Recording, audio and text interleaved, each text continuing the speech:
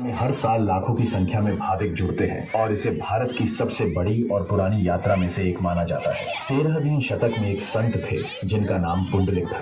उन्होंने अपना जीवन माता पिता की सेवा में समर्पित किया था। यह बात जब श्री कृष्णा को पता चली तो वे पुंडलिक से मिलना चाहते थे। फिर एक दिन जब पुंडलिक अपने माता पिता के पैर दबा रहे थे तभी उनसे मिलने श्री कृष्णा आ गए। माता पिता की सेवा में व्यस्त होने के कारण पुंडलिक ने कृष्णा की तरफ आदर पूर्वक एक ईंट सरकाई और उन्हें उस पर खड़े रहकर प्रतीक्षा करने की विनती की। पुंडलिक की अपने माता पिता के प्रति श्रद्धा देख श्री कृष्णा प्रसन्न हो गए और उन्होंने पुंडलिक से कोई इच्छा प्रकट करने के लिए कहा। पुंडलिक ने विनती की कि वे हमेशा के लिए यहीं स्थित हो जाएं और लोगों का कल्याण करें। तब से श्री कृष्ण विट्ठल के रूप में पंढरपुर में उपस्थित हो गए।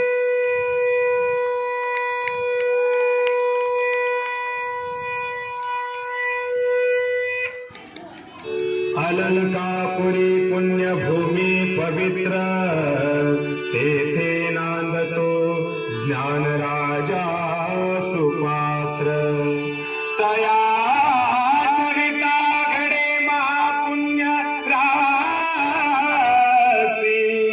नमस्कार माझा श्री सद्गुरु ज्ञानेश्वरासी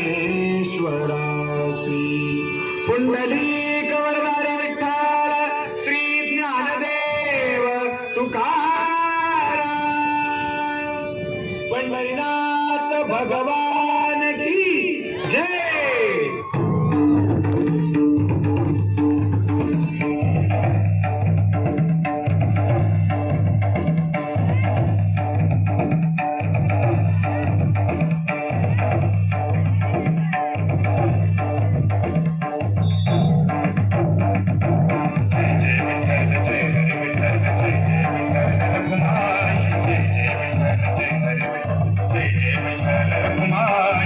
पांडुरंग विठाबाई माझे पंढरीचे आई पांडुरंग विठाबाई माझे पंढरीचे आई पांडुरंग विठाबाई माझे पंढरीचे आई पांडुरंग विठाबाई माझे पंढरीचे आई जय जय विठ्ठल जय हरी।